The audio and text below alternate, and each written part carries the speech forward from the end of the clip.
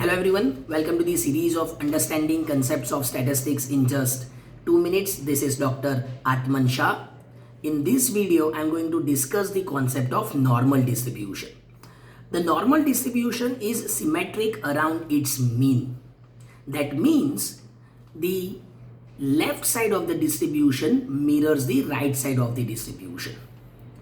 In a normal distribution, the value of mean, mode and median are equal and they are located at the center of the distribution.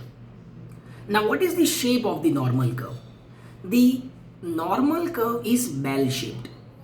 It indicates that most of the observations are clustered around its central peak, and the probabilities for values further away from the mean value or from the central peak taper off equally in both directions.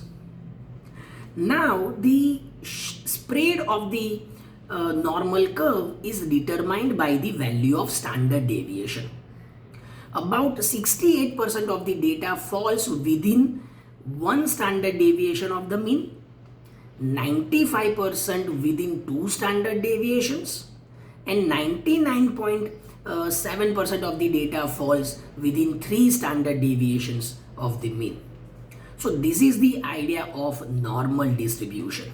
If you find this video useful, kindly like, share, comment and subscribe. Thank you.